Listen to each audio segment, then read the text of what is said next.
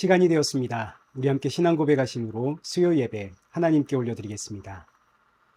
전능하사 천지를 만드신 하나님 아버지를 내가 믿사오며 그 외아들 우리 주 예수 그리스도를 믿사오니 이는 성령으로 잉태하사 동정녀 마리아에게 나시고 본디오 빌라도에게 고난을 받으사 십자가에 못 박혀 죽으시고 장사한 지 사흘 만에 죽은 자 가운데서 다시 살아나시며 하늘에 오르사 전능하신 하나님 우편에 앉아 계시다가 저리로서 산자와 죽은 자를 심판하러 오시리라. 성령을 믿사오며 거룩한 공예와 성도가 서로 교통하는 것과 죄를 사하여 주시는 것과 몸이 다시 사는 것과 영원히 사는 것을 믿사옵나이다. 아멘. 찬송가 325장 함께 찬양하시겠습니다. 예수가 함께 계시니 시험이 오나 겁없네. 기쁨의 근원 되시는 예수를 위해 삽시다. 날마다 주를 섬기며 언제나 주를 기리고 그 사랑 안에 살면서 딴 길로 가지 맙시다. 이 세상 사는 동안에 주 이름 전파하면서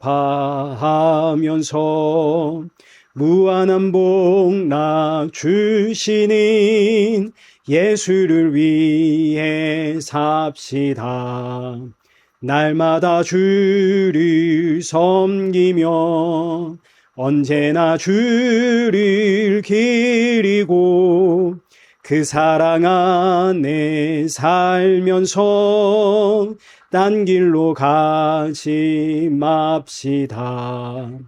이 세상 친구 없어도 예수는 나의 친구니 불의한 일을 버리고 예수를 위해 삽시다. 날마다 주를 섬기며 언제나 주를 기리고 그 사랑 안에 살면서 딴 길로 가지 맙시다. 주께서 심판하실 때 잘했다 칭찬하리니 이러한 상급 받도록 예수를 위해 삽시다.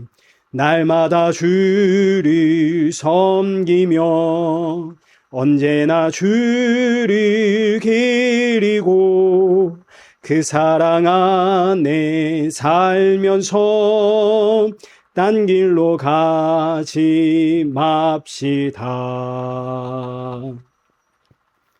기도하겠습니다.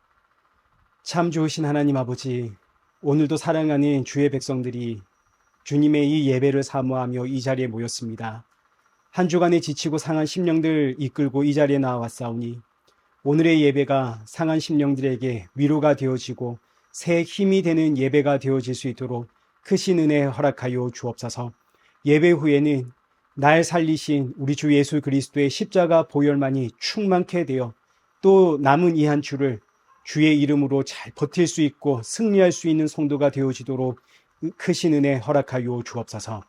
예수님의 이름으로 기도드리옵나이다. 아멘. 성경 봉독하시겠습니다. 우리 오늘 보실 하나님의 말씀 예레미야 39장 1절에서 10절입니다. 우리 한 절씩 교독하시겠습니다.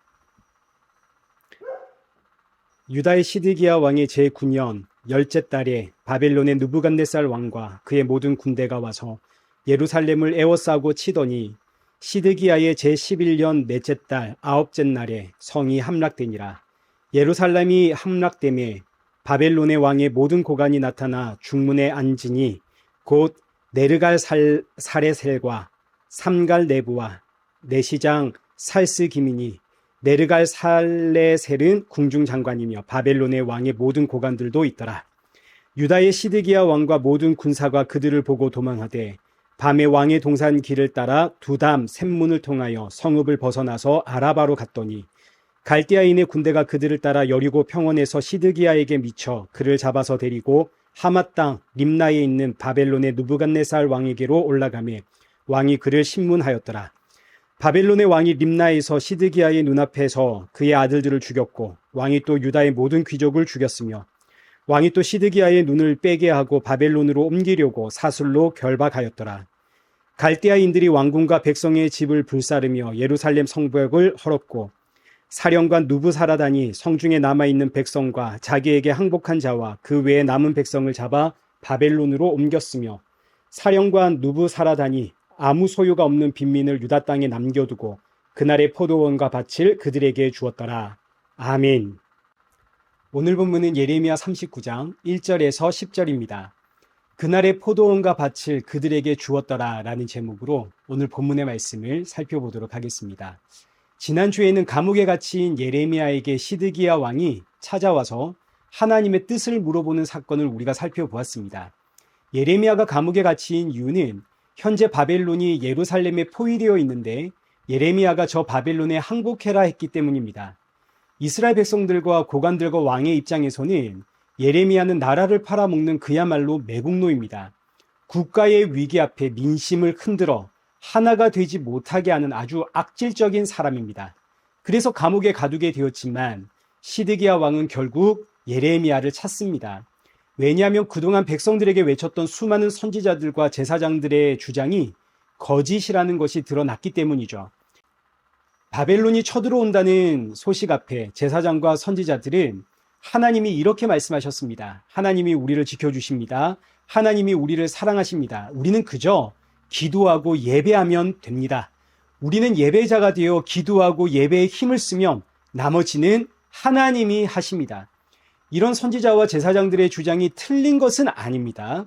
우리는 그저 하나님 앞에 예배자가 되어 예배드리면 됩니다. 우리는 하나님을 찬양하기 위해 창조된 인생이고 영원토록 하나님을 찬양하는 것이 성도의 본질입니다. 자, 그런데 문제는 사람이 과연 하나님 앞에 찬양할 수 있는 존재인가? 사람이 하나님 앞에서 예배자가 될 수 있는가? 이게 바로 문제가 되는 거죠. 아담과 하와 이후로 하나님으로부터 끊어진 인생은 이제 더 이상 하나님 앞에 예배할 수 있는 인생이 아니고 그리고 하나님 앞에 찬양할 수 있는 인생도 아닙니다. 왜냐하면 하나님으로부터 끊어졌거든요. 하나님으로부터 끊어졌다는 의미는 사람이 하나님을 알 방법이 없다는 뜻입니다. 아니 목사님, 그래서 하나님이 이스라엘 백성들에게 율법 주신 거 아닙니까? 예, 율법을 주었으니 이스라엘 백성들이 하나님을 알고 하나님 앞에 예배할 수 있는 것 아니냐 이런 질문이 나올 수 있지만 그러나 그렇지가 않습니다. 율법은 사람이 하나님으로부터 끊어졌기 때문에 하나님의 말씀대로 살 수 없을 뿐만 아니라 도무지 하나님을 알 수도 없다 하는 것을 알게 하는 법이 율법입니다. 아니 그러면 율법에 기록된 예배는 뭔가요? 하나님께서 왜 이스라엘 백성들에게 예배를 요구하시고 그 예배를 받으십니까? 하나님께서 이스라엘 백성들에게 예배를 가르쳐 주실 때 반드시 예배 앞에 요구되는 것이 제사입니다. 어린 양의 죽음이죠. 어린 양을 잡아 그 피를 뿌리고 그 살을 태우는 이 제사 후에 하나님이 이스라엘 백성들의 예배를 받으십니다. 그리고 이 어린 양의 제사는 그 뿌리가 유월절에 있습니다. 유월절 전에는 율법이 없었죠. 그리고 율법이 없었으니까 어린 양을 잡아 드리는 제사도 없었습니다. 물론 유월절 전에도 어린 양을 잡아 드리는 제사가 있기는 했습니다. 최초로 어린 양을 잡아 하나님 앞에 제사 드렸던 사람이 아벨입니다. 아벨은 아담과 하와 이후로 어린 양의 죽음으로 내가 산다는 것을 알았던 최초의 사람입니다. 어린 양이 피를 흘려야 내가 살고 어린 양이 피를 흘려야 하나님이 나의 예배를 받으신다라는 사실을 알았던 최초의 사람 아벨. 그래서 아벨을 우리가 선지자라 하는 거죠. 그리고 아벨 이후로 노아, 아브라함, 이삭, 야곱, 요셉 전부 어린 양을 잡아다가 하나님 앞에 제사를 드렸습니다.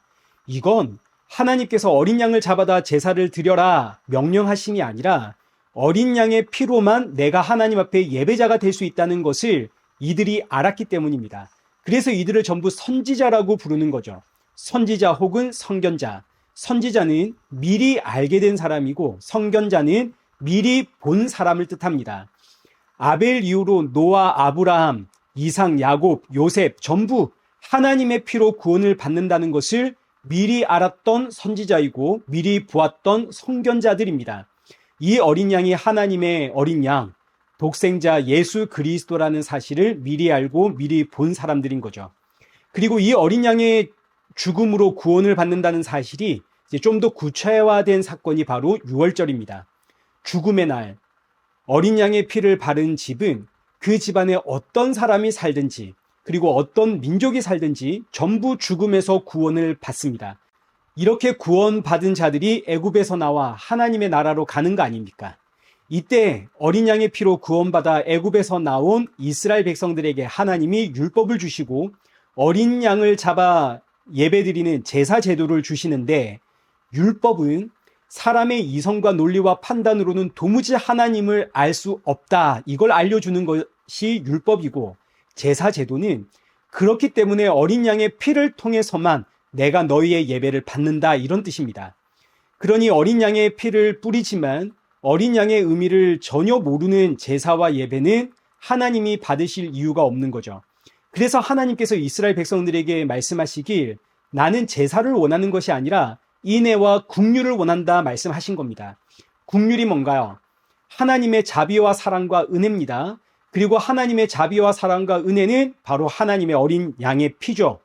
도무지 하나님을 알 수도 없고 그렇게 반드시 지옥 형벌을 받아야 하는 이 백성들에게 어린 양을 주심으로 이 어린 양의 피를 의지하는 자는 무조건 값없이 구원을 받는다. 이게 바로 하나님의 자비와 긍휼과 사랑과 은혜, 인애입니다. 그러니 이 긍휼과 인애를 모르면 천천의 순양이나 만만의 강물 같은 기름을 하나님 앞에 쏟아 부어도 하나님이 기뻐하지 않을 뿐만 아니라 이런 예배를 우상 숭배라고 하시는 겁니다. 그러니 참된 예배는 어린 양의 피를 의지하는 예배입니다. 어린 양의 피, 그 의미를 모르는 형식적인 예배는 우상 숭배가 되는 거죠. 그러니 이제 다시 본문으로 돌아가서 거짓 선지자들과 제사장들이 바벨론이 쳐들어오는 이 위기 앞에 여러분, 우리는 하나님 앞에 예배드리면 됩니다. 나머지는 하나님이 하십니다. 하나님은 우리를 사랑하시고 우리를 보호하시고 지키십니다. 맞는 이야기입니다. 그러나 이들이 모르는 게 있습니다. 뭔가요? 바로 하나님의 긍휼이 되어지는, 하나님의 자비와 인애가 되어지는 어린 양의 피를 모르는 겁니다. 지금 이스라엘을 향해 바벨론이 쳐들어오는 이유는 이스라엘이 예배하지 않아서가 아닙니다. 기도하지 않아서가 아니고 하나님의 말씀대로 살지 않아서가 아니라 하나님의 어린 양, 그 어린 양의 피가 가지는 의미를 모르고 있기 때문에 하나님이 바벨론을 보내신 겁니다.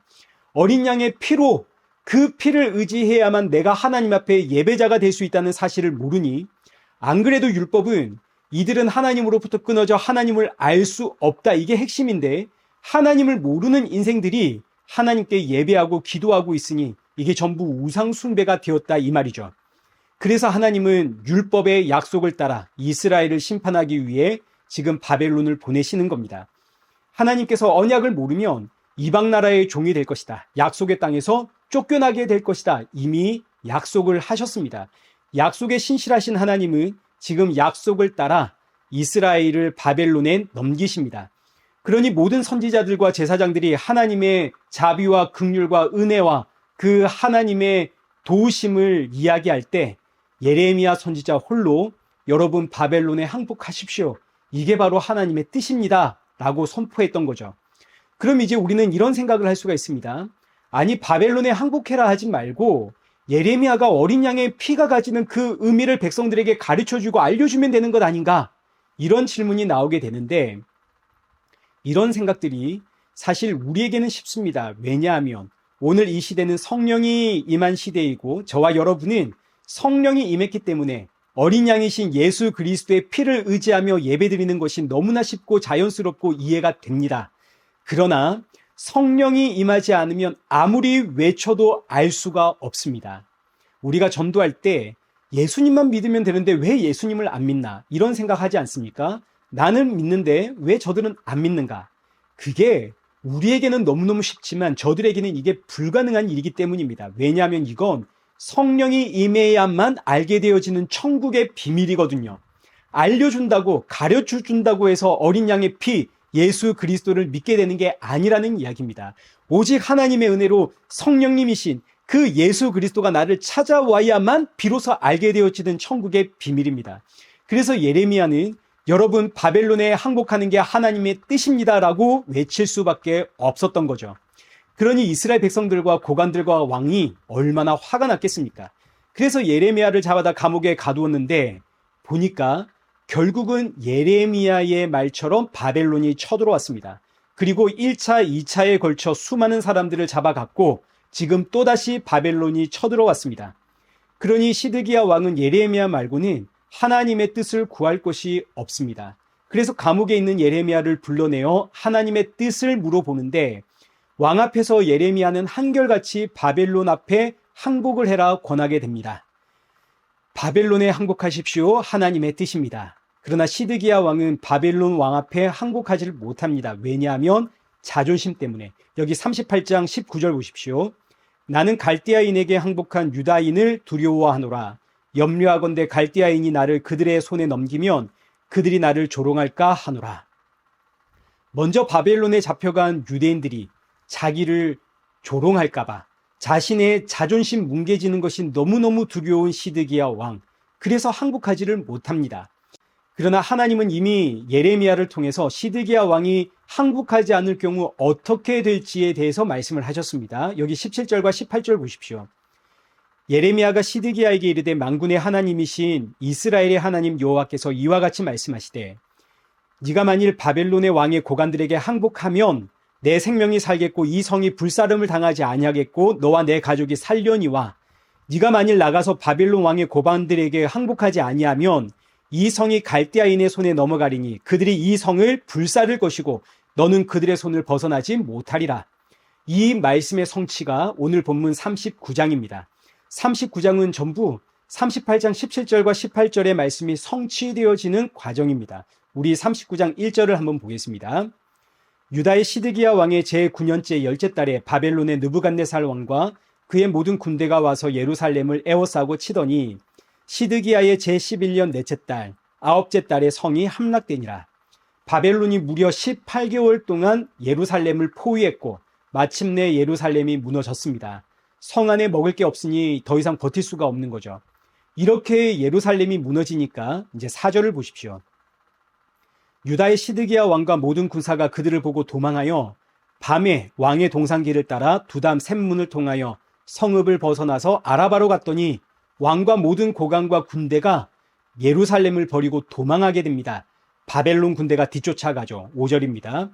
갈대아인의 군대가 그들을 따라 여리고 평원에서 시드기야에게 미쳐 그를 잡아서 6절 바벨론 왕이 림나에서 시드기야의 눈앞에서 그들의 아들들을 죽였고 왕이 또 유다의 모든 귀족을 죽였으며 왕이 또 시드기야의 눈을 빼게 하고 바벨론으로 옮기려고 사슬로 결박하였더라.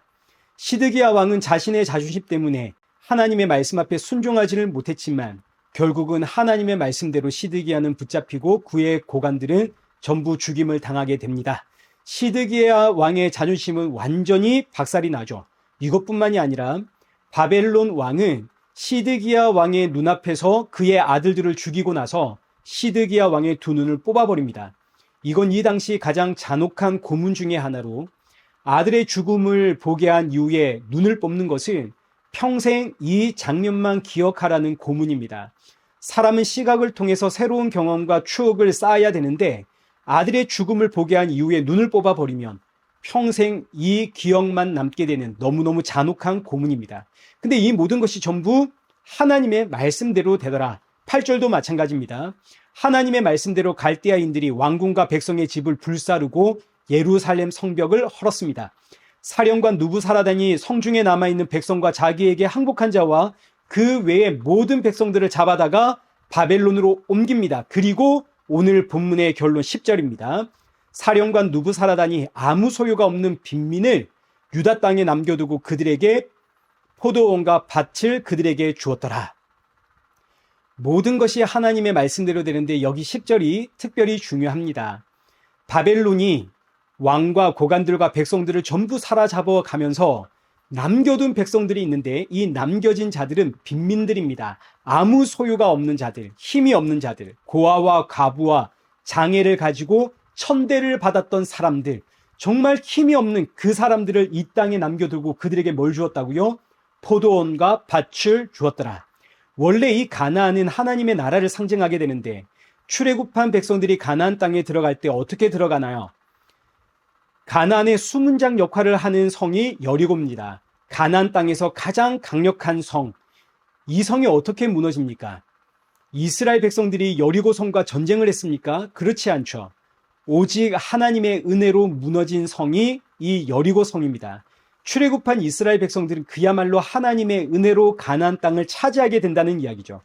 그리고 하나님은 율법을 통해서 이 땅은 은혜의 땅이다. 너희의 공로와 행위로 쟁취한 땅이 아니다. 그러니 이 땅에서 은혜로 살아라.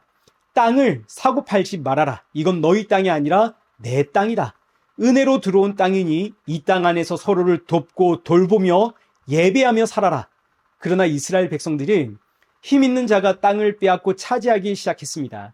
동족들을 노예로 삼기 시작했고 땅 투기가 일어나서 가옥의 가옥을, 전답의 전답을 차지하기 시작했습니다. 그래서 하나님 바벨론을 통해서 이 땅에 힘 있는 자들을 전부 쫓아내시고 힘 없는 빈민들만 남기시는데 이 힘 없는 자들에게 하나님이 무상으로 포도원과 밭을 주십니다. 그러면 이 빈민들은 이제 이 땅에서 누구를 찬양하며 살겠나요? 우리에게 이 포도원과 밭을 준 바벨론을 찬양하게 되겠죠. 이 바벨론 위에 누가 있나요? 하나님이 있는 겁니다. 그래서 이 빈민들은 나를 구원하고 나에게 이 땅을 주신 하나님을 찬양하게 되겠죠.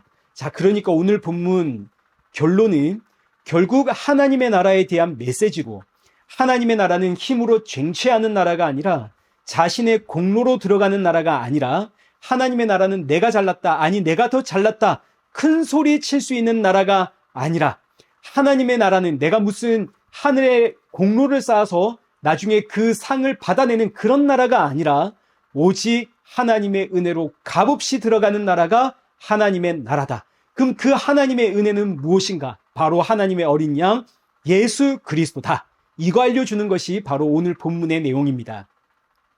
이 세상의 힘과 능력과 공로로 하나님의 나라를 들어갈 수 없습니다. 내가 하나님의 나라와 교회와 성도들을 위해서 이 땅에서 어떤 일을 했느냐로 평가받는 나라가 아닙니다. 오직 예수 그리스도를 통해서 값없이 들어가는 나라가 하나님의 나라입니다.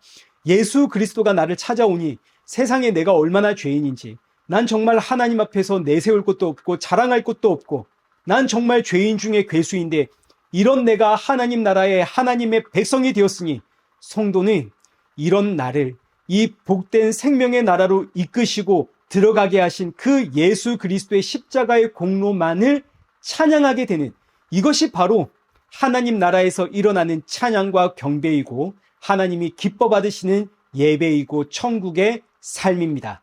그러니 오늘 본문은 시드기야 왕을 통해서 하나님은 반드시 하나님의 말씀, 하나님의 약속과 언약을 성취하시는 하나님이심을 보여주면서 하나님의 나라는 하나님의 언약을 따라 오직 예수 그리스도의 십자가의 공로로만 들어가는 은혜의 나라이다, 이걸 확증시켜주는 말씀이 되겠습니다. 그렇게 사도행전 4장 12절에 다른 이로서는 구원받을 수 없나니 천하 사람 중에 구원받을 만한 다른 이름을 우리에게 주신 일이 없음이라. 오직 예수 그리스도를 통해서만 구원을 받고 하나님의 나라에 갑니다. 이것 외에 다른 길은 없습니다. 이때 제가 예전에 이런 질문을 받은 적이 있습니다. 목사님, 그래도 우리가 예수님 믿고 천국 가려고 예수님 믿는데 그러니 결국 이것도 우리의 욕망 아닙니까? 이런 질문을 받았습니다. 네, 맞습니다. 천국 가려고 예수님을 믿는 것 우리의 욕망입니다.